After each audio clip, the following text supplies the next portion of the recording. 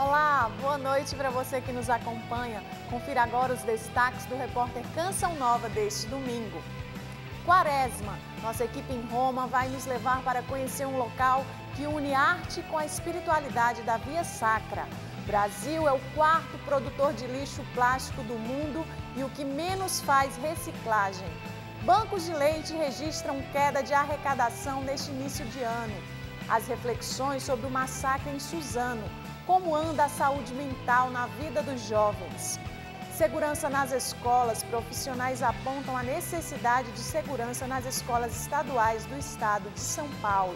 Em Minas Gerais, a Assembleia Legislativa anuncia a instalação de CPI das barragens.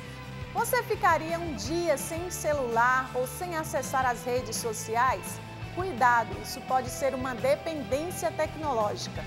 Diretor do coro da Diocese de Roma, Monsenhor Marco Frinzina, faz uma visita à sede da comunidade Canção Nova. O repórter Canção Nova está começando.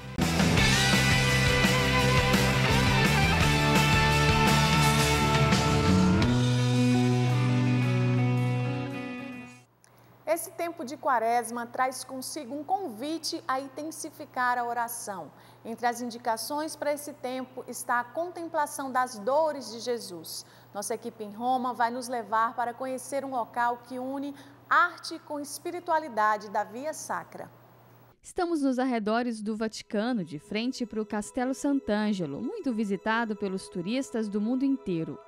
Hoje é um museu, mas o castelo foi construído no ano de 123 para ser mausoléu do imperador Adriano. Depois se tornou refúgio de papas e lá em cima tem uma estátua de São Miguel, recordando a história da aparição do arcanjo no local.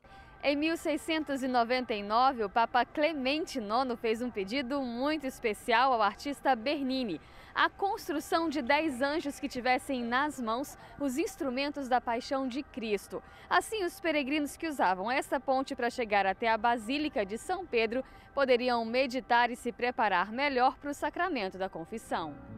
E essa ponte, a princípio, foi construída justamente para ligar a cidade de Roma ao castelo, no ano de 133. Com o tempo, a ponte se tornou também um caminho para os peregrinos que vinham visitar o túmulo de Pedro. Padre de Wagner nos contou alguns detalhes dessa história. Nós temos 10 anjos e cada um deles segura alguns símbolos da paixão de Cristo. Por exemplo, a coroa de espinho, outro segura a tábua escrito INRI, que é o motivo da crucificação, a túnica de Jesus. Então, os anjos são muito bonitos para dizer que cada um deles, os 10, já nos fazendo uma via sacra, um caminho de reflexão.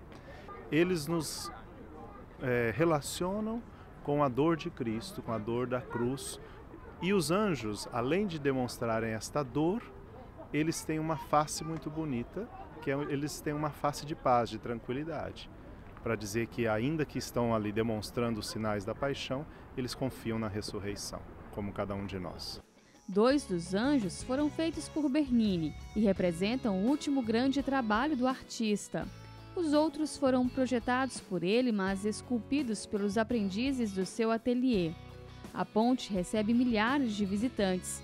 Encontramos uma brasileira que se surpreendeu com a descoberta dos anjos da Via Sacra. O que a gente vai realmente é bem intenso aqui, bem intenso mesmo em termos de arte, de cultura, o próprio aspecto católico mesmo, né? Que a gente vê, é bem legal. Além da beleza, dos detalhes das obras de arte, que num dia de céu azul como hoje ganham ainda mais esplendor, o local é um verdadeiro convite a entrar na espiritualidade da contemplação da paixão de Cristo. A ponte que faz essa relação, como nós sabemos, de ligar um ponto ao outro, então ele nos ajuda a caminhar.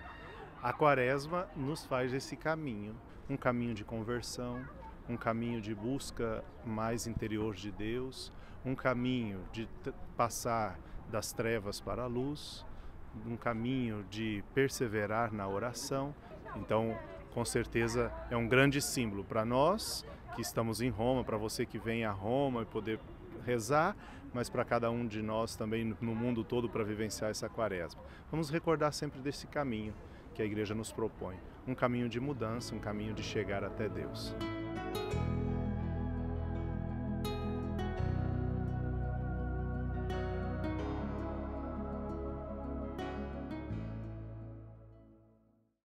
Ainda sobre a Quaresma, esse é um tempo de preparação. Na Igreja Católica, muitas práticas servem para ajudar o cristão a viver melhor esse período que antecede a Páscoa. Um desses propósitos você vai entender na reportagem sobre o Retiro da Boa Morte. Há 6 anos, Ana Carolina tem o mesmo hábito.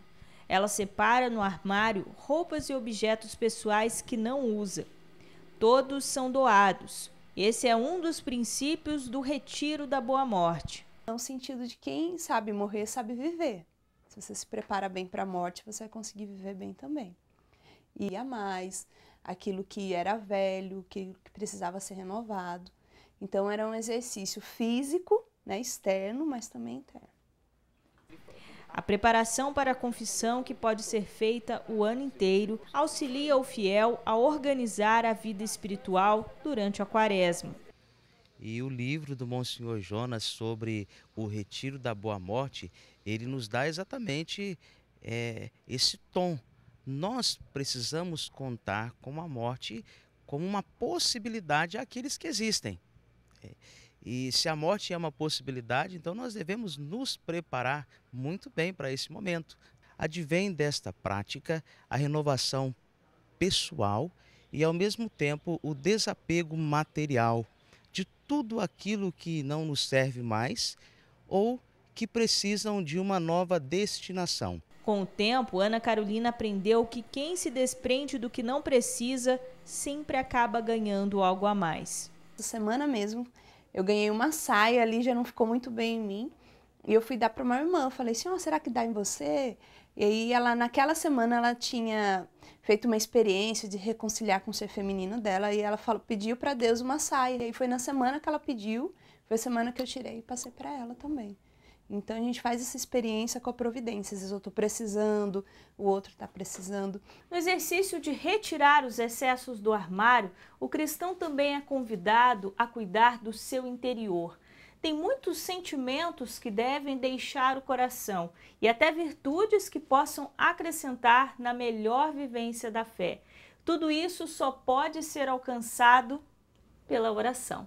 Não podemos deixar nada entulhado na nossa consciência, no nosso coração, as coisas mal resolvidas que nós carregamos dentro de nós. Este é o tempo favorável para realizarmos um bom retiro da Boa Morte. No caso da fonoaudióloga, o hábito trouxe à tona algumas qualidades que mudaram seu dia a dia. Interessante que quando a gente vai mexer no guarda-roupa, você fala assim, nossa, nem lembrava que eu tinha isso. E às vezes a gente mexendo ali, nossa, ainda tenho isso de bom dentro de mim também, né? Então não é só um movimento de tirar, de descobrir coisas boas, de coisas ruins, mas também de descobrir coisas boas. Com a preparação adequada, o tempo mais importante para a igreja, a Semana Santa, será vivida com mais intensidade. Na Semana Santa nós somos convidados ao silêncio. Aquele silêncio interior, também das coisas externas, que nos faz experimentar o mistério que se apresenta na pessoa de nosso Senhor Jesus Cristo e que nos diz da esperança. A morte não teve a última palavra. Então, a cruz foi o caminho pelo qual Deus nos trouxe a salvação. E a Canção Nova também recebeu nessa semana o compositor litúrgico e diretor do coro da Diocese de Roma, o Monsenhor Marco Frisina. Ele esteve aqui na sede da comunidade. Depois dos compromissos em São Paulo, foi a vez da capital fluminense receber a visita do maestro de Roma. O evento no Rio incluía uma de suas paixões, a música sacra. Na presença do cardeal e arcebispo do Rio de Janeiro, participou de concerto com a Orquestra Ação Social para a Música do Brasil. No retorno ao estado de São Paulo, hoje de manhã, fez questão de visitar o Santuário do Pai das Misericórdias na sede da Canção Nova. Essa é a primeira vez do maestro na Canção Nova, mas não é o primeiro encontro com o coral daqui. Os músicos já estiveram no Vaticano num encontro em que ele esteve presente. Fizeram questão de apresentar uma de suas músicas e a emoção tomou conta da apresentação. A homenagem começou com uma das canções de autoria de Monsenhor Frisina. A música Quem Nos Separará rendeu lágrimas do coro logo no início. Mas o espetáculo seguiu firme, encantando o público e levantando aplausos. Nós fizemos questão de preparar uma música dele, para ele sentir o efeito, o impacto da música dele aqui no Brasil. E uma vez que o Senhor deixou bem claro que a missão do coral na Canção Nova era para servir na Santa Missa, uma das referências que eu passei a buscar foi ele. O maestro responsável pelas principais celebrações litúrgicas no Vaticano acolheu tudo com muito carinho. Disse que a apresentação foi um marco em sua presença no Brasil. Estou muito emocionado. É a primeira vez que venho e percebo que minha música chegou primeiro. Foi traduzida para o português e está fazendo com que as pessoas de fato possam cantar o Evangelho. Monsenhor Jonas reforçou os agradecimentos pela visita. Foi uma graça muito grande, uma aventura realmente, sermos trabalhadores na messe dos meios de comunicação. Deus te pague pela sua visita.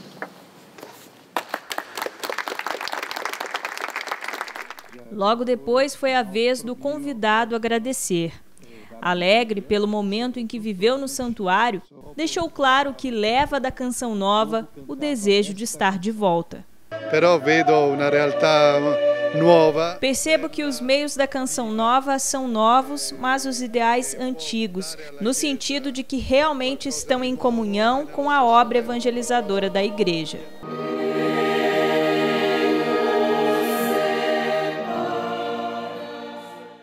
Nessa quaresma, estamos refletindo sobre as políticas públicas. Esse é o tema da campanha da fraternidade aqui no Brasil. E um dos assuntos que chama a atenção são as polêmicas envolvendo a legislação sobre o aborto, pedindo a participação dos católicos nos debates do assunto. Todos os anos, em outubro, a Igreja Católica realiza a Semana da Vida. As caminhadas feitas em diversas capitais querem valorizar o que de mais importante um país pode ter: a existência de seus cidadãos. Somos o movimento da cidadania pela vida, Brasil sem aborto! É o que comenta este advogado, que escreveu um livro sobre o princípio da dignidade da pessoa humana. Porque o Estado ele se compõe de população, né, território e soberania. Se o Estado pode dispor da vida dos seres humanos, da população, ele vai acabar o Estado. Né? Ele gera uma insegurança enorme, né? Eu acho que as decisões supremas nesse campo geraram uma insegurança jurídica muito grande. Para ele, as leis brasileiras e os tratados internacionais já garantem a defesa mesmo antes do nascimento. E a gente pode entender que o embrião é uma criança porque a criança é todo aquele ser que vai até os 12 anos, então não tem o início, né? Nasceu, não. Do zero é uma criança em desenvolvimento, né? Do 0 aos 12 é criança e as crianças têm o direito protegido. Isso tanto está na Constituição Brasileira, no artigo 5º, como no 227, e também albergado na Convenção dos Direitos das Crianças e também na Declaração Universal de Direitos Humanos. Né? Em fevereiro deste ano, no Senado, foi desarquivada a proposta de emenda à Constituição que prevê a inviolabilidade da vida desde a concepção. É a chamada PEC da Vida, que junto com o Estatuto do Nascituro, outro projeto que tramita no Congresso Nacional, podem ser a garantia da defesa da vida daquelas pessoas que ainda estão por nascer. Este outro advogado, ligado ao movimento Pró-Vida, explica que as iniciativas no Congresso Nacional são uma resposta a ações no Supremo Tribunal Federal que buscam descriminalizar o aborto. É uma luta contra o tempo, mesmo porque o Congresso tem outras pautas também importantes para o país, como a reforma da Previdência, que provavelmente nesse primeiro semestre tomará conta da agenda legislativa. Mas a nossa bancada Pró-Vida está atuando no Senado para que nós possamos, o mais rápido possível, aprovar na comissão especial e depois um plenário em 2 turnos. A doutora Lenise Garcia, da Comissão de Bioética da CNBB, participou de uma audiência pública no Supremo Tribunal Federal, em 2018, sobre a ação que pede a liberação do aborto até a 12ª semana de gestação. Ela defendeu a vida dos bebês que ainda estão dentro das barrigas das mães. Que a vida começa na concepção, isso é um fato biológico, né? Não é uma questão de opinião a ser colocada. É o único momento em que eu tenho um novo indivíduo ali que foi formado a partir das células do pai e da mãe, né? Isso não há como questionar. Nenhum livro de embriologia começa em outro ponto, né? Todos eles começam na concepção. Para bem viver a campanha da fraternidade, ela chama a atenção para a participação dos católicos nas conferências municipais de saúde, que ocorrem no primeiro semestre e indicam prioridades que o poder público deverá seguir. Nós temos agora a Conferência Nacional de Saúde, que vai acontecer em agosto. Já estão acontecendo as conferências municipais nos vários municípios do Brasil. Será muito importante termos, né, os nossos representantes ali participando nas suas cidades dessas conferências, né, para buscar o bem da população, né? Isso é um modo também de exercer a caridade, né? E eu penso que é muito importante essa participação.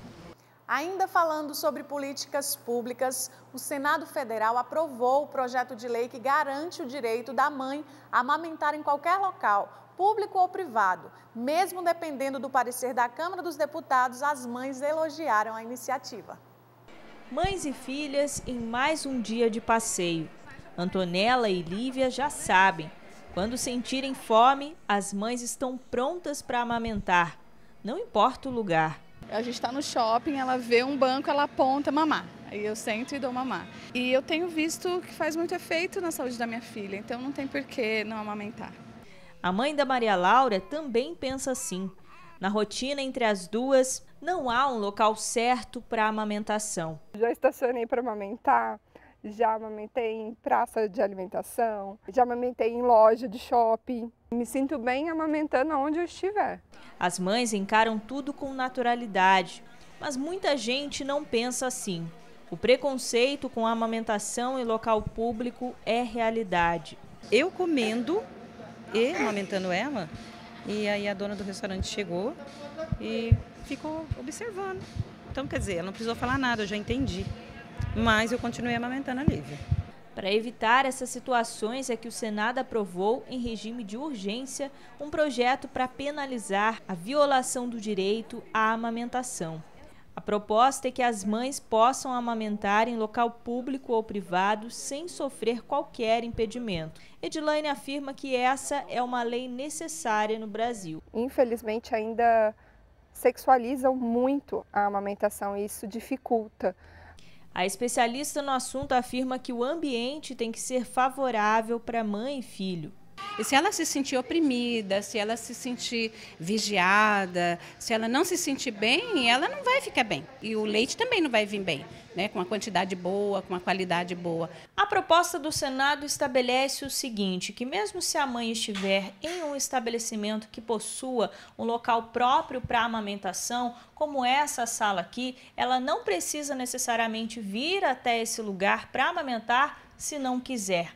A pena para quem proibir a amamentação é de multa de no mínimo 2 salários mínimos. O texto deixa claro que a conduta será considerada ilícita e que os funcionários de estabelecimentos deverão receber orientação de empregadores quanto a essa questão. Que às vezes a pessoa não chega a tirar a mãe do local, mas ela constrange só de fazer muitas e diversas perguntas, tipo, nossa, seu bebê já está grande, né?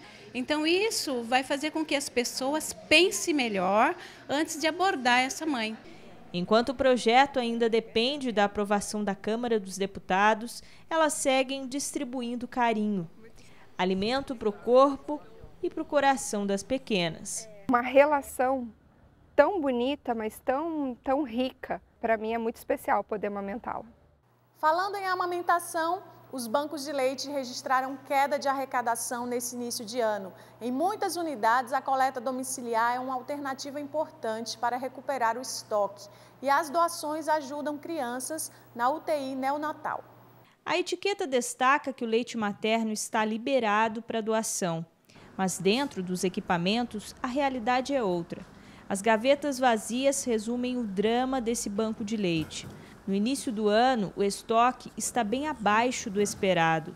Hoje a gente tem aproximadamente 40 litros de estoque, né? A gente distribui em média por mês por volta de 72 litros. A rede brasileira de bancos de leite humano já foi reconhecida pela OMS como uma das ações que mais contribuíram para a redução da mortalidade infantil. A unidade do interior de São Paulo é uma das mais de 200 do país. A arrecadação atual não é suficiente para atender a demanda de crianças internadas nas UTIs neonatais de 6 hospitais. A atuação é por coleta domiciliar. Frascos como esse são entregues e retirados nas casas. A mãe que tem muito leite pode doar. Tem alguns critérios que não pode fumar, não pode beber, usar algum tipo de drogas, não ter sido hemotransfundida nos últimos anos e não tomar nenhuma medicação diariamente. A higienização das mãos, um ambiente tranquilo e limpo é necessário para essa coleta. Felizmente, muitas delas se dispõem a ajudar. Deise já doou por 6 meses na gestação do primeiro filho. Quando engravidou do caçula, não teve dúvidas. Eu engravidei e logo já falei assim, na primeira semana já vou ligar para o banco de leite e já vou começar a doar. Com 15 dias de vida do Vinícius já saiu a primeira doação. Armazenados no freezer, longe dos alimentos, o leite dura 15 dias antes de ser pasteurizado nos bancos. Verificação de sujidade, cor, cheiro, a gente verifica a acidez do leite e depois inicia o tratamento térmico, que é a pasteurização em si. 1 litro de leite, o equivalente a 2 potes desse daqui, pode alimentar até 10 recém-nascidos por dia. Dependendo do peso desse bebê, apenas 1 ml, a primeira marquinha aqui desse recipiente, já é o que basta. Essa é uma proteção fundamental nessa fase da vida, capaz de garantir a saúde da criança a longo prazo. A imunidade auxilia no desenvolvimento cerebral, então o bebê que mama mais tem um QI mais elevado. A mamãe do Vinícius sabe disso. Diz que a amamentação do filho não tem prazo para terminar. E, pelo jeito, as doações aos bancos de leite também não. E eu saber que hoje eu posso contribuir, que seja com o leite que eu mando por semana para a vida deles, é muito importante, né? No próximo bloco, a chegada do outono. A natureza já dá sinais de que está em transição. Vamos falar também sobre o meio ambiente. O Brasil está entre os maiores produtores de plástico do mundo. Esse material se tornou um grande desafio ambiental.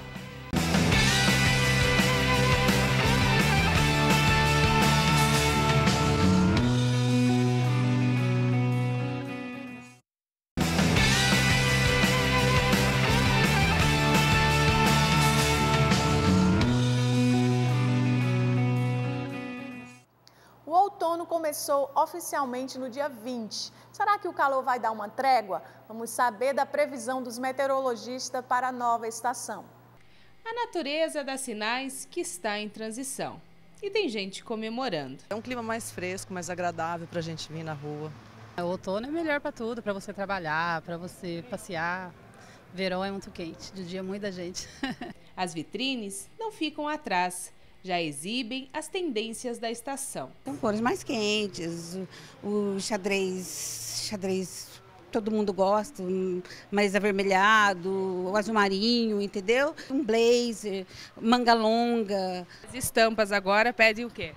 Listrado, animal print que tá vindo. As vendas aquecem se as temperaturas caem lá fora. Dá para você conciliar a queima de inverno, a queima de verão, com a chegada do inverno. Tomara que aqueça essas vendas nossas. Mas o menino travesso do clima pode surpreender.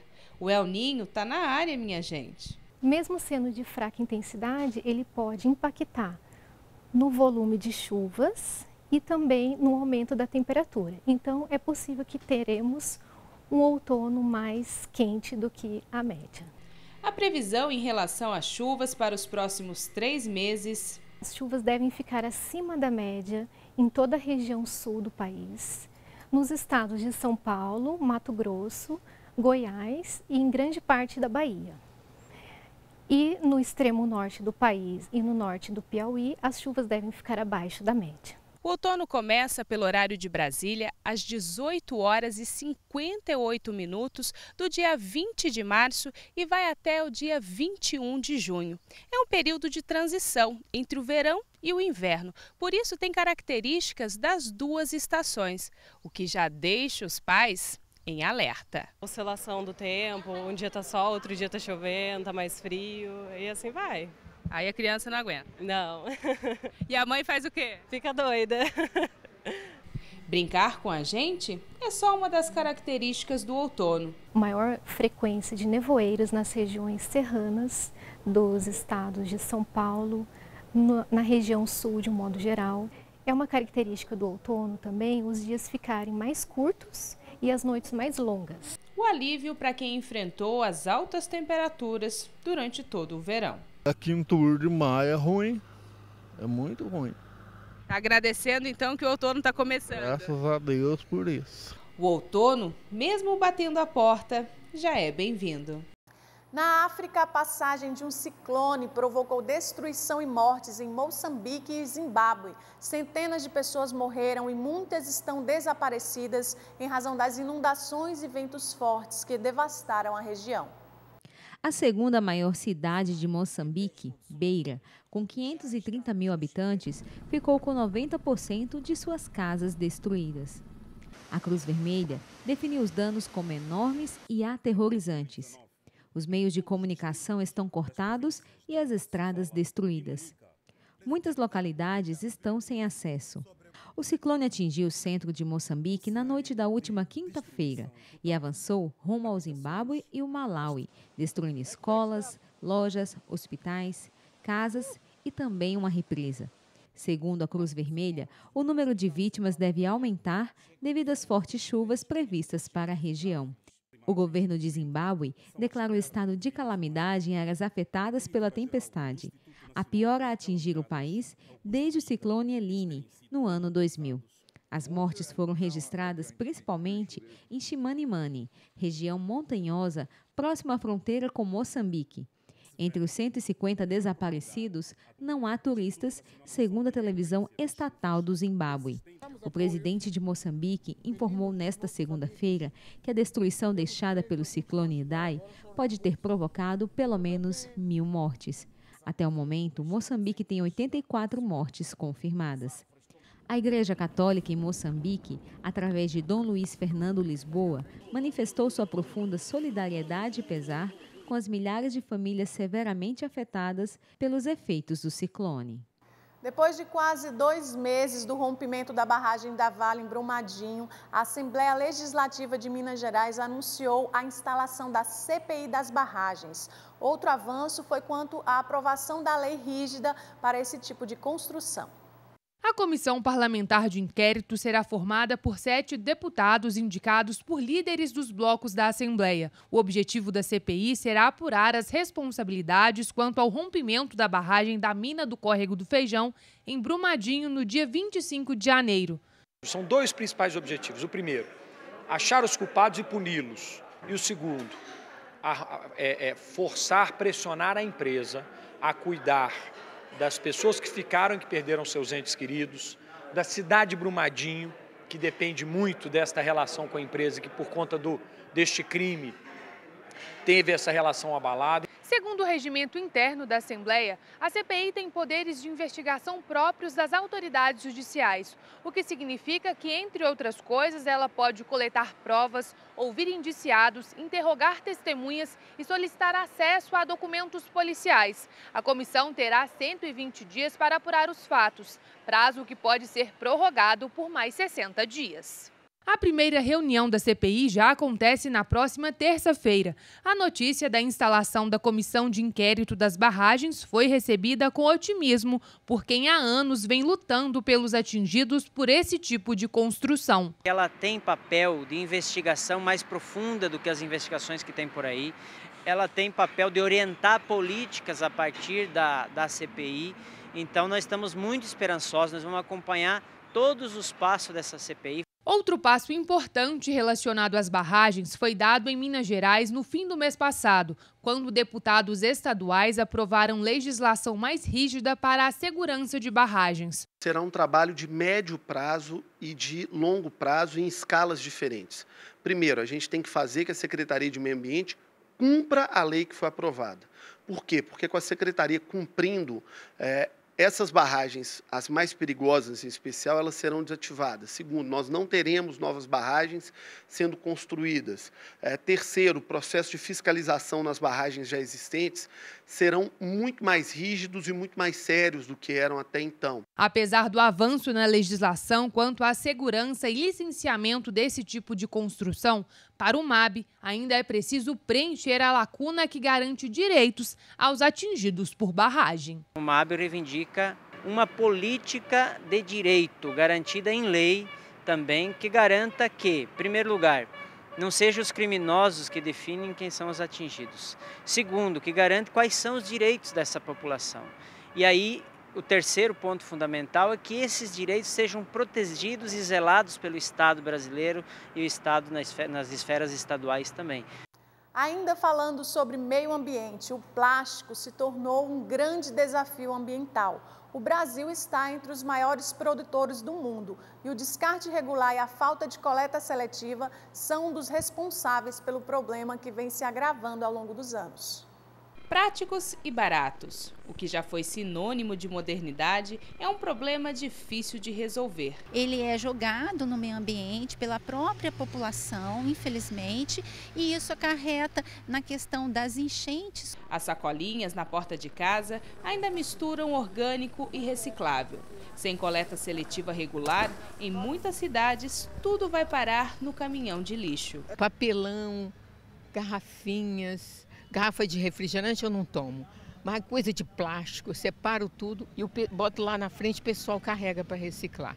São os catadores que acabam levando os materiais para os pontos de coleta. O plástico é o maior, em maior quantidade, porque hoje, de uns anos para cá, o plástico ele vem condicionado no supermercado, vem em alimentação, brinquedo, utensílio, então o plástico sim é o maior volume. Lá é feita a separação pelo tipo de plástico. Aquele plástico ali, se ele fosse reciclado, nossa, e ele é feito de uma matéria-prima que é cara, que é o petróleo mesmo, né?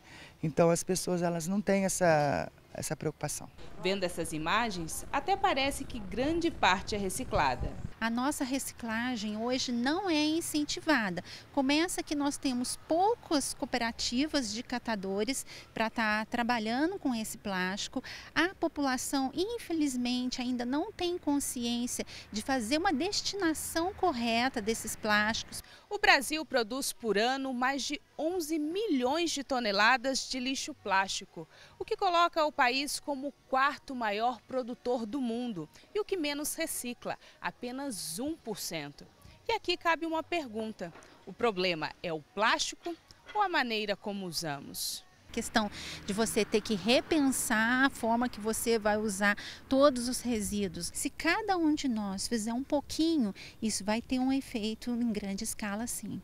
O plástico começou a se popularizar na década de 50. A estimativa é que 8 bilhões e 300 milhões de toneladas foram produzidas, mas só 9% desse total foram reciclados. Boa parte desse lixo foi parar nos oceanos. A expectativa é que em 2050 tenha mais plástico do que peixes no mar. Não é só a vida dos animais, é a nossa, é a do planeta. Plástico não é só uma responsabilidade do gerador, e sim de nós destinarmos esse plástico para uma cooperativa. Esse é o papel da sociedade civil, o nosso papel como cidadão. Já que o ritmo de reciclagem não acompanha a produção, é importante reduzir o consumo, uma demanda urgente para termos um futuro. No país campeão do uso do agrotóxico, o registro desses produtos químicos vem crescendo nos últimos anos. Só nos 2 primeiros meses de 2019, mais de 70 foram aprovados pelo governo federal. Já pensou quanto agrotóxico vai para a mesa do brasileiro? Os pesticidas são utilizados no combate a doenças e pragas da produção agrícola. Então é um erro porque a gente está usando o que a natureza tinha pronto, extraiu, deixou o solo pobre e morto, então tem que usar agora veneno para fazer essa correção. O Brasil tem hoje mais de 2.100 licenças liberadas por 3 órgãos: Ministério da Agricultura, Anvisa e Ibama. E esse número cresce ao longo dos anos. Em 2018 foram 450 registros. 13 anos atrás, 91 registros. Entre janeiro e fevereiro deste ano, 74 produtos químicos foram aprovados pelo governo. O Ministério da Agricultura informa que essas liberações são de componentes já comercializados no país e que isso pode diminuir o custo para o produtor rural. A aprovação sem ações de controle de uso é vista como um problema. Isso está adoecendo pessoas, quem aplica no campo. No Brasil, a menor escolaridade está entre a população rural e essa população que vai fazer esse manejo de produtos que são altamente tóxicos, e contaminantes. A solução apontada é a produção sustentável. É do alto das montanhas verdes das Gerais que saem quase 50 tipos de frutas, verduras e hortaliças orgânicas, tudo certificado. Nessa ideia de oferecer para as pessoas e para a nossa própria família produtos limpos, realmente saudáveis. Não é a quantidade, e sim a qualidade dos alimentos que enfrentam os mesmos problemas de produção. Em algum momento você pode ter uma incidência de algum problema que a gente chama de pragas ou doenças, que os remédios, os defensivos disponíveis no sistema orgânico, que são não tóxicos, não têm a mesma velocidade de ataque das pragas que no sistema convencional. Os alimentos orgânicos às vezes custam 2 ou 3 vezes mais que os tradicionais. E essa diferença começa justamente aqui, na plantação, porque é preciso um manejo mais sustentável do solo, respeitando, entre outros, a época do plantio. Você tem as sazonalidades, especialmente, por exemplo, a gente produz pêssegos, maçãs, isso em outubro, novembro e dezembro. Em março não temos mais maçãs. Tem de se respeitar também os ciclos de inverno, verão, períodos com mais chuva. Na produção de orgânicos, são permitidos apenas defensivos biológicos. São permitidos o uso de caudas naturais, então para determinado tipo de situação você vai usar uma cauda de uma determinada folha. A diferença da agroecologia para o agronegócio é visível. Eu não preciso brigar contra a natureza, mas entender como que ela funciona e fazer com que esse processo entre junto com a agricultura, Que a agricultura é uma arte de cultivar o solo, cultivar a vida. Não tem como eu usar veneno para gerar vida. Então fica uma coisa meio incoerente, A seguir, as reflexões sobre o massacre em Suzano, como anda a saúde mental na vida dos jovens. Segurança nas escolas, profissionais e especialistas se posicionaram sobre o caso.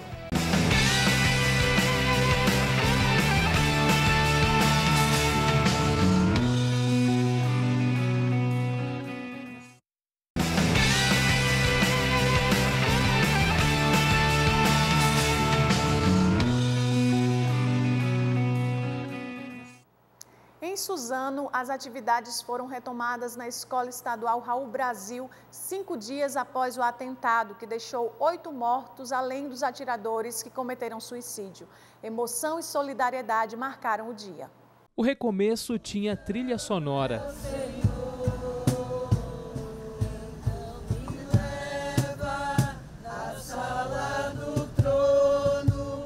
Nós não podíamos fazer outra coisa a não ser estar aqui para trazer amor, paz e apoio para a família. O recomeço tinha hora marcada. Às 10 horas em ponto, os portões da Escola Estadual Raul Brasil se abriram para uma nova jornada. A princípio, sem cálculos, sem regras gramaticais, sem livros. A única prova é tentar superar o dia 13 de março. Neste caso, um detalhe faz a diferença. Nos cadernos escolares é possível apagar os erros. Agora, a questão é mais difícil. É ruim quando eu entrar na escola. Ontem eu entrei para pegar meu material, que eu acabei deixando no dia, e foi muito ruim. Vem uma agonia muito forte no corpo, é estranho. É hora de olhar para frente? Sim, porque se a gente ficar olhando para trás vai ficar muito magoado. A gente tem que passar por cima disso. Não vamos esquecer, é claro, mas a gente vai passar por cima disso. Fé em Deus. Otimismo. Sentimento alimentado por diversas demonstrações de afeto. A sensação era de que todo mundo gostaria de entregar um pouco de amor para quem sofria a dor da perda. Era então que o sentimento tentava ganhar formas, sabores, perfumes. O clima que a gente percebe hoje é bem diferente do que nós vimos na semana passada. O que prevalece aqui é a serenidade. Existe a tristeza e a solidariedade, mas é muito comum entre as pessoas a gente observar a troca de afeto, a troca de carinho e de palavras de conforto. Nesse momento de tristeza, a gente tem que ficar o máximo de tempo junto com os filhos, né? Porque só nós sabemos o que eles estão passando, né? É muito difícil. A dificuldade do pai, dos alunos e de toda a escola foi amenizada pela força-tarefa de muita gente nesta terça-feira. Diversos profissionais e voluntários prepararam um ambiente de acolhida dentro da escola. O luto, ele tem 5 fases, né? Então tem a primeira fase que é a fase da negação, depois tem a fase da raiva e depois tem a fase da negociação. A gente está nessa fase ainda, então a gente precisa dar esse apoio para eles. Para os que têm fé, o apoio era ainda maior. Deus, Ele é amor, entendeu? Ele tem o poder de confortar, de nos dar força para continuar, que a gente sabe que a vida tem que continuar para quem fica, né? E para quem vai ter que voltar a estudar, é superar o trauma. Tarefa difícil para os jovens alunos acostumados a levar para casa atividades mais simples. Por bem, desde a última quarta-feira, eles não estão sozinhos. Não são mais os alunos de Suzano. São alunos, são filhos, são educadores do Brasil. O crime que chocou o Brasil na Escola Estadual de Suzano trouxe de volta debates sobre segurança nas escolas. Depois que a Secretaria Estadual de Educação se pronunciou, outros profissionais se posicionaram sobre o caso. 2 dias depois do atentado, a escola estadual na região metropolitana de São Paulo ainda vive o luto. As homenagens alimentam o coração de quem convive com a dor. O massacre deixou muitas perguntas sem resposta. A principal delas tem relação com a segurança. A escola é e tem que ser um local de livre acesso, mas é do portão para dentro que a segurança é colocada em xeque. A tragédia em Suzano deixou isso bem claro. Estudantes e profissionais da educação continuam vulneráveis à violência. Gilmar tem 28 anos de sala de aula. Conta que na rotina de professor também convive com a insegurança. Situação de conflito dentro da escola, de conflito de aluno com aluno, de conflito de aluno com os trabalhadores em educação. Não tem nenhum equipamento, nem eletrônico e nem recursos humanos para controlar o fluxo de pessoas ali dentro. Então, de fato, as pessoas que estão dentro dos prédios, elas estão muito vulneráveis à situação ocorrida aí recentemente. Em São Paulo, a Secretaria Estadual de Educação emitiu nota oficial sobre o assunto. Garante que os procedimentos de segurança serão revisados nas mais de 5.000 escolas e afirma que já estuda medidas para promover tranquilidade no ambiente escolar. Parte do trabalho desse advogado é falar de segurança nas escolas paulistas. Reforça que os debates sobre o tema têm que ultrapassar os limites midiáticos. Porque a mídia, ela gera o clamor popular e o clamor popular vai suscitar as discussões no executivo e no legislativo. Ou seja, qual medida tomar agora? Isso é um pouco impreciso, ou seja, antes disso é preciso ter a discussão, a reflexão, o estudo, tá? Organizar as medidas de segurança pública e aí sim, dentro desse contexto, colher os frutos. Os frutos também passam por uma mudança de mentalidade. Os jovens que ficaram precisam de auxílio. O maior apoio deve ser encontrado dentro de casa.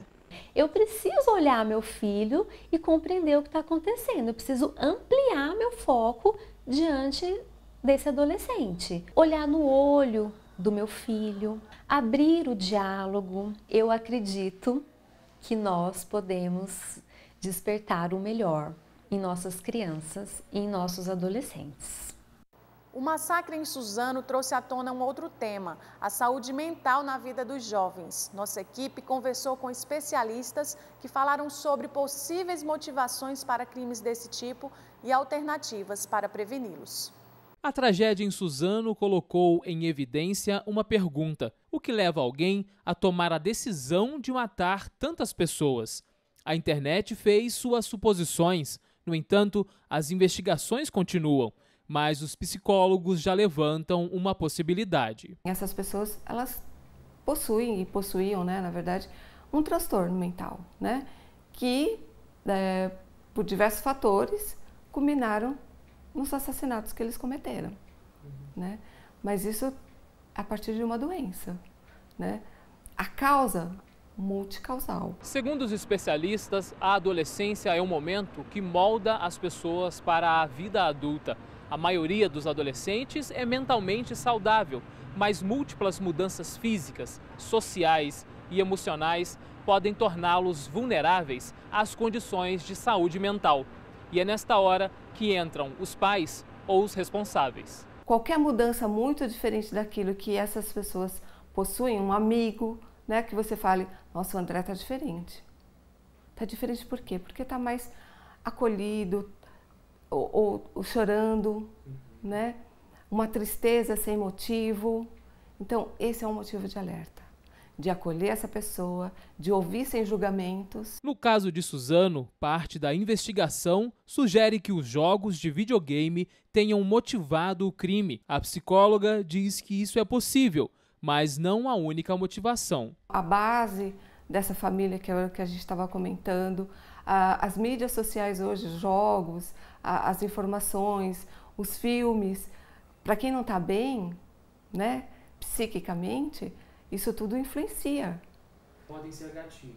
Podem ser gatilhos. A educação é um desafio que o Brasil precisa enfrentar. No ensino privado, alguns métodos já têm surtido efeitos positivos. Um deles foi ensinado por Dom Bosco e está baseado na prevenção. A razão no sentido de educar, através dos estudos, de ter também a disciplina, cumprir bem os horários. A religião, todos nós precisamos de acreditar em Deus, o Deus Criador, aquilo que nos ensina a tradição do certo, do errado. E assim, através das orações todo dia, ao início das aulas, tendo a fraternidade com o irmão.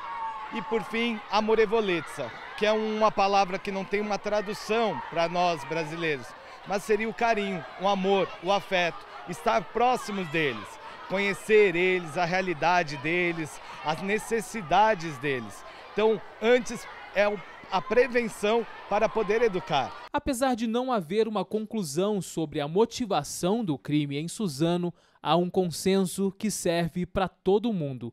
Mais do que nunca, este é o momento de cuidar da saúde mental. Com certeza. E a saúde mental, ela envolve também a saúde física. Eles ficam na informação, no celular, mas também sair para bater um papo com um amigo, não só virtualmente. Sabe, o aqui e o agora é muito importante. A vida real. E por falar em doenças, tem muita gente usando em excesso o aparelho celular. Isso está virando uma dependência, são as chamadas doenças digitais. Até a conversa no banco da praça agora é virtual. Olhos em direção ao chão, uma espiadinha parada no sinal ou até mesmo pedalando. O smartphone está sempre na mão.